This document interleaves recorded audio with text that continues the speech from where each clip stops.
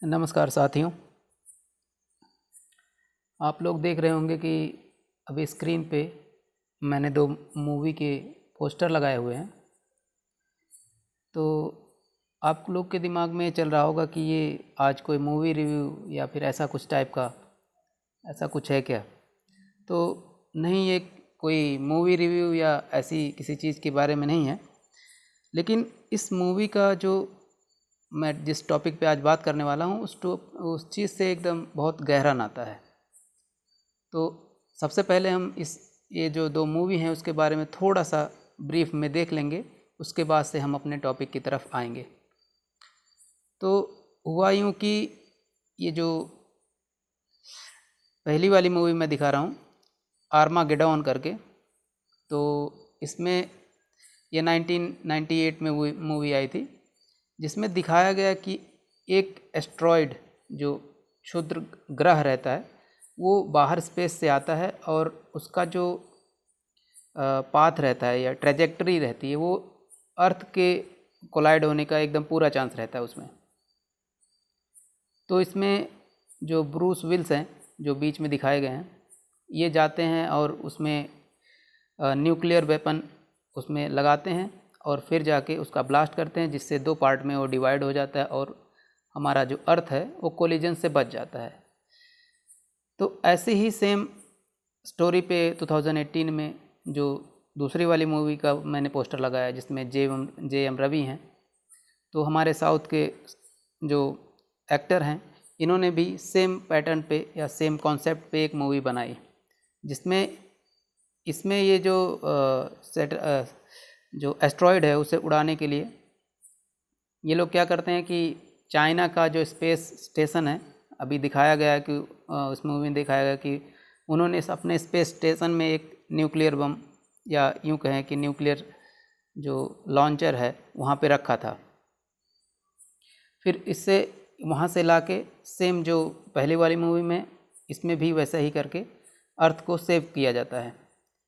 तो कुल मिला के ये दोनों जो बात हैं या जो दोनों स्टोरी है या मूवी का, तो उससे हम एक जो अपना टॉपिक है उस पर आते हैं। जो अभी हाल फिलहाल में नासा ने अपना एक डार्ट स्पेसक्राफ्ट है वो डिमॉर्फस एक एस्ट्रॉयड है उसमें क्रैश कराया। उसमें ये देखना चाह रहे थे कि हम इस क्रैश के माध्यम से कैसे किसी सैटेलाइट का जो किसी एस्ट्रॉयड का जो ट्रेजेक्टरी है उसको हम कितना चेंज कर सकते हैं, और उसी विषय पे आज हम लोग बात करेंगे और बहुत ब्रीफ में देखेंगे कि क्या सारा सब कुछ डेवलपमेंट हुआ है और कितना ये हमारे फ्यूचर के लिए और आने वाली जो जनरेशन है उसके लिए कितना हेल्पफुल होगा। और ख़ासकर हम लास्ट में देखेंगे कि इंडिया इस जो फील्ड है या टेक्नोलॉजी का एक जो दायरा है उसमें कितना कॉम्पिटिटिवनेस शो कर रहा है। तो हुआ ऐसा कि जो आज सुबह के टाइम यानी 3:30 जो इंडियन स्टैंडर्ड का टाइम है, उसमें जो नासा का स्पेस क्राफ्ट है जो इन्होंने एक मिशन के तहत जिसका नाम इन्होंने double asteroid radiation redirection test रखा है यानी डार्ट। तो इन्होंने ऐसा पहला मतलब अपने आप में एक फर्स्ट ऑफ इट्स काइंड एक प्लानिटरी डिफेंस मैनूवर यानी कि उसको गाइड करने के लिए एक पूरा का पूरा प्रोग्राम बनाया था। तो इसमें कुछ ऐसा था कि अर्थ से 6.5 मिलियन माइल जो दूर जाके वो एक एस्ट्रॉयड है वहाँ पे टकराएगा, जो कि एस्ट्रॉयड बहुत ज़्यादा बड़ा नहीं है, 170 मीटर उसका सब है दायरा। लेकिन अब उसमें यही था कि उनका जो एक ट्रेजेक्टरी है या एक पाथ है उसको हमें चेंज करना है और देखना है कि हमारा जो मिशन है उसका सक्सेस रेशियो क्या है। और इसका नासा ने पूरा एकदम बाकायदा टेलीकास्ट भी किया।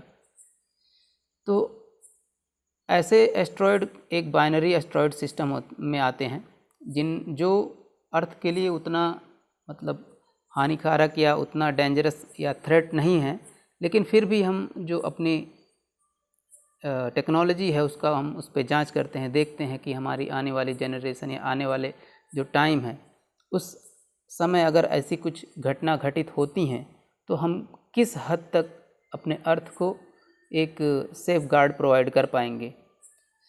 तो ऐसा जो डिडीमॉस है जिस पे ये सब जो क्रैश का कार्यक्रम हुआ, इसकी खोज 1996 में की गई थी और अभी इन्होंने जो क्रैश कराया तो एक इसके लिए स्पेशलाइज्ड बॉडी बनाई और जिसका नाम था Didymos reconnaissance and asteroid camera for optical navigation, तो ड्रैको करके, और जिसका काम ही यही था कि पूरे क्रैश का एक डिटेल्ड में इमेज लिया जाए, फिर बाद में उसकी प्रोसेसिंग की जाए और उससे जो हमारे पास जो जानकारी निकलेंगी उसका यूज करके हम जो अपना टेक्नोलॉजी डेवलपमेंट है उसमें करेंगे। और बाकी नासा जो इसका मिशन था उसका मेन यही का पर्पस था कि हम उस एस्ट्रॉयड का जो ऑर्बिट है उसको स्लाइटली चेंज कर पाएँ।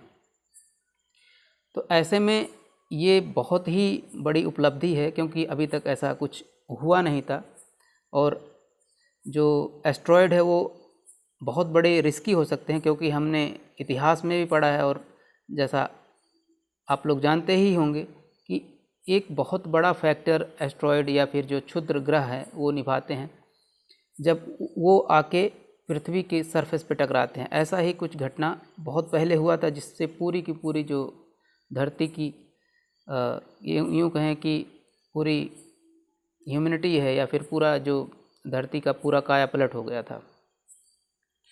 तो इन्होंने इस कोलिजन को ऐसा किया तो जिससे कि इन्हें कुछ अहम जानकारियाँ मिली। फिर अगर देखा जाए जो डार्ट मिशन है वो स्पेसएक्स फाल्कन जो 9 रॉकेट है उसके थ्रू नवंबर 23, 2021 में लॉन्च किया गया था और टारगेट यही था कि 7 मिलियन माइल्स जाने के बाद ये यानी कि 11 मिलियन किलोमीटर जाने के बाद ये डिडीमॉस और डिमॉर्फस में क्रैश करेगा या स्मैश करेगा और इसका एक बाकायदा पूरा का पूरा जो इंसिडेंट है उसका डिटेल में इमेज लिया जाएगा। लेकिन कोई भी जो स्पेस में चीज़ें होती है वो इतनी आसान तो होती नहीं है। जहाँ तक हम इसकी स्प्रेड की या इसके फैलाव की बात करें तो ये कोई छोटी या ऐसी चीज़ नहीं है। तो अब चैलेंजेस क्या है? पहली इसमें चीज़ें ये थी कि जो मैंने बताया ड्रैको, अब ये इनको तो सबसे पहले जो डिमॉर्फस है वो ही नहीं मिल रहा था। यानी कि अब आप सोचिए कि लगभग 23,760 किलोमीटर की रफ्तार से कोई सैटेलाइट क्रैश करने के लिए जा रहा है और 1 घंटे पहले तक इन्हें पता ही नहीं था कि पूरे स्पेस में यानी कि एक लोकेशन था लेकिन एग्जैक्ट उसका पोजीशन नहीं पता था कि कहाँ पे है। तो ऐसे में इम्पैक्ट कराना कितना मुश्किल है। जबकि यहाँ पे 2 एस्ट्रॉयड थे जिसमें मैंने बताया एक डिमॉर्फस और एक डिडीमॉस करके, और वो भी कोई ज़्यादा दूरी नहीं थी, सिर्फ 1 किलोमीटर। अब स्पेस में 1 किलोमीटर अगर देखा जाए तो वर्चुअली नेग्लेजिबल है यानी कि शून्य के बराबर है। लेकिन ऐसे में अब उसको सटीकता से खोजना और उस पर फिर जाके टारगेट का हिट करना एक बहुत ही बड़ी उपलब्धि मानी जाएगी। इसीलिए जो यहाँ पे नासा के जो कुछ लिंडे जॉनसन हैं प्लानिटरी डिफेंस ऑफिसर, उन्होंने भी इस चीज़ को काफ़ी जो बढ़िया से इन्होंने कहा कि हाँ भाई हमारी ये एक उपलब्धि है। अब डार्ट जो मैंने बताया वो जो मिशन लॉन्च हुआ था उसमें रिसर्चर का यही मेन मकसद था कि हम कैसे करके वो सारा जो इमेज है वहाँ से लाएं और उसको प्रोसेस करके एक जो डिटेल्ड इन्फॉर्मेशन है हम निकालें। उसके बाद से जो इसकी सारी जो डिटेल हैं उसको हम फिर से अगले जो नासा के द्वारा वो नेक्स्ट मंथ में उसका पूरा एनालिसिस किया जाएगा और फिर देखा जाएगा कि क्या काइनेटिक फोर्स की ही वजह से या जो यूँ कहें कि किसी एक चीज़ के टकराव के नाते दूसरी जो चीज़ है उसका डायरेक्शन चेंज किया जा सकता है। और अगर ऐसा हम कर पाते हैं अगर 1% भी हम लोग इसमें सफल हुए, 1% मतलब अगर 1% भी उसका डायरेक्शन चेंज कर पाए तो वो एक लॉन्ग टर्म में बहुत ही बेनिफिशियल होगा। तो इस पे सारा तो कार्यक्रम या काम तो चल रहा है, जिसमें इन्होंने नासा ने लगभग 330 मिलियन डॉलर खर्च भी कर दिए। वैसे देखा जाए तो 330 मिलियन नासा के लिए बहुत ज़्यादा बात नहीं है, लेकिन इन्होंने इतनी खर्च किए और ये देखना चाह रहे हैं कि वो जो एस्ट्रॉयड है जब हम क्रैश कराएंगे वहाँ पे, तो सैटेलाइट के माध्यम से पहली बात तो उसका डायरेक्शन चेंज का होगा। दूसरी कुछ सप्लीमेंट्री भी ऑब्जेक्टिव हैं, जिसमें यह है कि जो रॉकी रेमिनेंट हैं यहाँ की एस्ट्रॉयड हैं, जो कि जब पृथ्वी का निर्माण हुआ था या पृथ्वी का एक फॉर्मेशन हुआ था उस टाइम पे भी कुछ ऐसे हैं कि हम वहाँ से कुछ जो कॉन्स्टिट्यूएंट हैं या फिर उसके रिमेनिंग हैं हमें कुछ पता चलेगा। साथ ही ये जो एस्ट्रॉयड होते हैं, कॉमेट होते हैं, मेट्रॉयड, ये सब टेक्निकल नाम तो हैं लेकिन ये काफ़ी मिलते जुलते हैं। तो ये टकराने का या ये जो प्लैनेट पे आने का ये कोई नया नहीं है, लगभग रेगुलरली होता रहता है। लेकिन अब उसी में से जब कोई एक बड़ा या फिर ऐसा ऑब्जेक्ट हो जो टेरेस्ट्रियल प्लैनेट यानी कि जैसे अर्थ हो गया और उसके 3-4 और हैं, तो उसमें आके टकराए तो यहाँ की जो फिज़िकल और बायोलॉजिकल जो चीज़ें हैं उसको काफ़ी हद तक प्रभावित करेगा। और ऐसी घटनाएं काफ़ी पहले घटित भी हुई हैं। कुछ एक में तो ऐसा हुआ है कि पूरी मानव जाति का सर्वनाश हो गया है, जैसे लगभग 66 मिलियन ईयर एगो ऐसी ही कुछ घटना एक हुई भी थी, जिसमें क्रिटेशियस या ऐसा उस टाइम पे पूरा एक्सटेंशन हो गया था। पूरी की पूरी जो एक पूरी जितनी स्पीसीज़ हैं, स्पीसीज़ वो पूरी साफ़ हो गई थी लगभग में।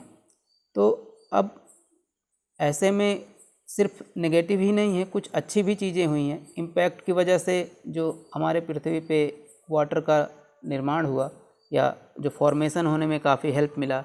फिर ऐसे कंडीशन डेवलप में हुए जैसे कि उस टाइम पे डायनासोर और ये सब का काफ़ी ज़्यादा उद्भव था या बहुत ज़्यादा डोमिनेंस में थे। तो उनका जब सर्वनाश हुआ, उनका खात्मा हुआ, फिर जाके मैमल्स आए, उसमें फिर और ज़्यादा इवोल्यूशन हुआ और ज़्यादा विकास हुआ, जिससे जो मानव है इनका भी आगमन हुआ। फिर इसमें ये फ़ोटो में एक जो दिखाया गया है कि कैसे एक आके एस्ट्रॉयड टकराता है और ये उसके टकराने की वजह से वहाँ पे कैसा चेंजेस आ जाते हैं और उसका जो एक इंटेंसिटी है वो काफ़ी ज़्यादा मैसिव होता है। और ये जो बोलाइड इवेंट होते हैं, बोलाइड इवेंट मतलब एक बहुत छोटे छोटे एस्ट्रॉयड होते हैं जो पृथ्वी पे आके गिरते रहते हैं। तो ये 1994 से 2013 तक की घटना है।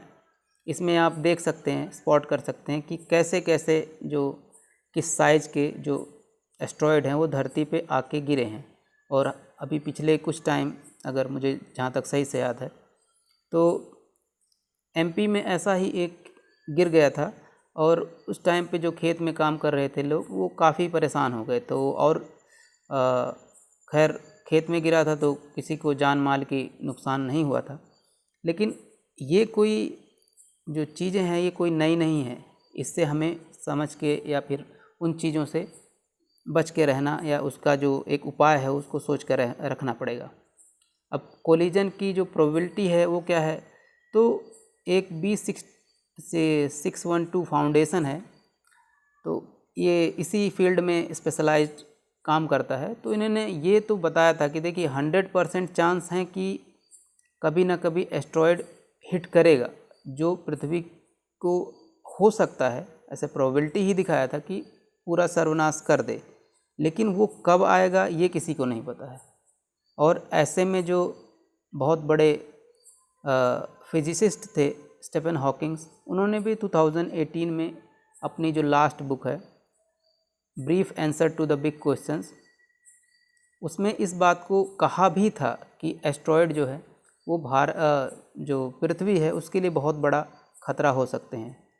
और ऐसे ही एक एग्ज़ाम्पल की अगर बात करें तो साउथ अफ्रीका में एक वर्डेफोर्ट इम्पैक्ट इवेंट हुआ था। ये लगभग 2 बिलियन ईयर पहले की बात है, जिससे लगभग 160 से 300 किलोमीटर 160 से 300 किलोमीटर एक रेडियस का एक गड्ढा बन गया था। अब आप सोचिए, जब इस रेडियस का गड्ढा या इस जो दायरे का एक गड्ढा बनेगा तो उससे जो उसका इम्पैक्ट और उससे होने वाले नुकसान की आप कल्पना भी नहीं कर सकते। तो अब बात करते हैं कि इसरो जो हमारा स्पेशलाइज्ड एजेंसी है तो वो क्या कर रहा है। तो देखिए, हमारे जो कुछ मिशन हैं या फिर कुछ जो जैसे इन्होंने क्या किया कि एक इवेजिव मैन्योवर करके इन्होंने कुछ ऐसा रखा है कि जिसकी वजह से जो एक्सोप्लैनेट हैं या फिर जो एस्ट्रॉयड हैं उनको हम मॉनिटर कर पाएंगे और एक उसकी ट्रेजेक्टरी को हम देखते रहते हैं और फिर जो ज़रूरी चीज़ें हैं उस पर डेवलपमेंट का काम चल रहा है। लेकिन अब ऐसे जो चीज़ें होती हैं जैसे क्रैश कराया गया, इससे सब चीज़ें पॉजिटिव तो होती नहीं, कुछ नेगेटिव भी होती हैं। उसमें सबसे बड़ा चीज़ है स्पेस जंक, यानी कि जब कोई भी सैटेलाइट, कोई भी चीज़, जैसे कुछ टाइम पहले इंडिया ने एक मिशन शक्ति जांच किया था जिसमें कि हम लोग जो हमारा लो अर्थ ऑर्बिट में एक सैटेलाइट है उसको हमने यहीं से जो बैलिस्टिक मिसाइल है उससे उड़ाया था। तो उस एक टेक्नोलॉजी अचीवमेंट का एक डेमोन्स्ट्रेशन था, एक दिखाने का एक था कि हम कितने तकनीकी रूप से सक्षम हैं इस फील्ड में। तो ऐसा ही जब नासा ने अभी जो डार्ट मिशन का जो इन्होंने किया है तो इसमें कहीं ना कहीं जो तकनीकी दक्षता का एक प्रमाण है ये कि कितने हद तक हम लोग इसमें सक्सेस अटेन किए हैं। फिर भी अब ऐसे में कुछ चीज़ें होती हैं जो स्पेस जंक है या बहुत सारा जो कचरा है वो पूरा स्पेस में फैल रहा है। तो ऐसे में जो आने वाले नए जो स्पेस के लिए मिशन होंगे वो बहुत ही खतरनाक हो जाएंगे। कुछ टाइम पहले आप लोगों को याद होगा कि ऐसे ही चाइना का कुछ स्पेस जंक जो इंडिया में आके गिर गया था। फिर ऐसे ही कुछ अभी जो स्पेस एक्स का है उन्होंने काफ़ी सैटेलाइट जो लॉन्च किया था वो भी काफ़ी आके ऐसे पृथ्वी पे गिरा था। तो अब ऐसी चीज़ें अगर होने लगेंगी तो एक तो जो एग्जिस्टिंग सैटेलाइट है उनको भी खतरा है, ऊपर से अगर ये चीज़ें नए सैटेलाइट अगर भेजना है तो उसमें भी बहुत बड़ा एक बेल्ट जैसा क्रिएट कर देगा। अब ये बेल्ट ऐसे हो जाएंगे इतना थिक कि उसमें से नए सैटेलाइट को लॉन्च कर पाना बहुत ही बड़ा एक चैलेंज बन जाएगा। और इसी चीज़ को एक साइंटिस्ट थे उन्होंने इस चीज़ को बोला था केस्नर सिंड्रोम। तो ये एक सिंड्रोम ही होगा एक हिसाब से जो ऐसी चीज़ों को, या हम बोलें कि सैटेलाइट को लॉन्च करने या फिर जो आने वाले स्पेस मिशन है उसमें इतना नुकसान पहुंचाएगा।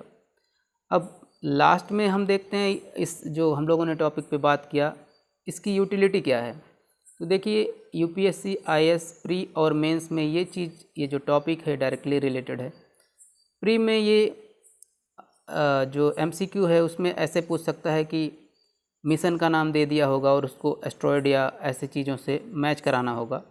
साथ में जो रिटर्न है इसमें जो साइंस टेक जो GS 3 पेपर है उसमें जो साइंस टेक है उसके अंडर जो टॉपिक आता है तो टॉपिक उसमें जैसे सेक्टर, डिफरेंट सेक्टर पूछते हैं तो उसमें स्पेस है और उसमें भी पहला जो आता है कि हमारी जो टेक्नोलॉजी अचीवमेंट या फिर इंडिजिनस जो टेक्नोलॉजी है उसके बारे में पूछता है।